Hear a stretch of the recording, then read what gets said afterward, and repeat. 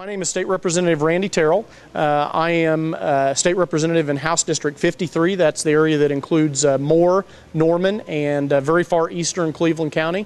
I have been elected since 2004, and I'm the primary author of House Bill 1804, otherwise known as the Oklahoma Taxpayer and Citizen Protection Act of 2007. It is the omnibus immigration reform bill that basically includes four areas. Number one is that it terminates an illegal alien's ability to get any sort of official government ID, driver's licenses, ID cards, occupational licenses. Secondly, is it terminates an illegal alien's ability to get any sort of public assistance or entitlement benefits, regardless of the nature, source, or amount of those benefits. The third thing that the bill does is it empowers state and local law enforcement to enforce federal immigration law, specifically including the ability to physically detain illegal aliens until they're deported. And the fourth and final thing that the bill does is it imposes requirements on employers to check the employment eligibility of all new hires, as well as creates legal and other financial sanctions for those employers who would knowingly and willfully employ illegal aliens or otherwise turn a blind eye to the problem.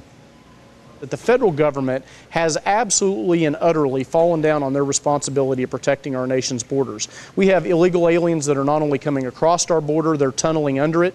They're doing so at the rate of many thousands per day. We also have people who are overstaying their visas and not going back when they're supposed to. And the bottom line is that it is a situation that is neither desirable nor sustainable. And in a post 9/11 era, it's pretty clear that having 12 to 20 million people here who you don't have a clue who they are or what they're doing is a national security concern.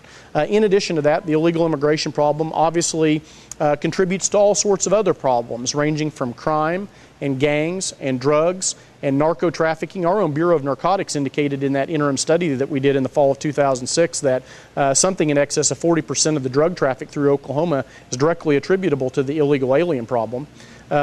Wholesale illegal alien prostitution rings that have been busted up here in Oklahoma City, and then most recently, just a month and a half, maybe 2 months ago, the illegal alien horse gambling operation that was busted up down at Thackerville, Oklahoma.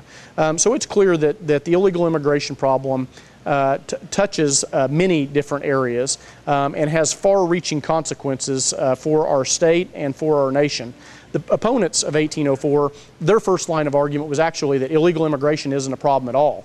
And then all of a sudden the pickets, protests, and demonstrations started happening around the nation, you know, first in Los Angeles and then in Dallas, and then on the south steps of our own state capitol, and the public just wasn't buying that argument anymore. And in fact, just to tell you where public opinion was, you know, the first time that illegal immigration ever showed up on a public opinion survey here in Oklahoma was in the fall of 2005, when in answer to an open-ended question, what issue do you think is most important to Oklahoma, illegal immigration showed up number 5 on that survey.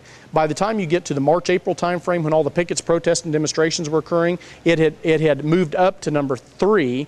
By June of 2006, it was number 2, and that's where it remained all the way through the last election cycle. That's the reason that there was a mad rush on the part of candidates, most notably Governor Henry, who apparently was a convert because he signed the bill, to try to convince people that he was tough on the illegal immigration problem. And he spent an awful lot of time, energy, money, and effort. He ran whole campaign commercials devoted, you know, to that issue. That's the reason we also were a little bit disheartened when you fast forward to February 5th, when his State of the State address was, and there were some awfully big issues that were left out of there. In particular, the illegal immigration issue was left out after the last, you know, after he'd made that effort in the last election cycle. Ayúdanos para seguir siendo la luz y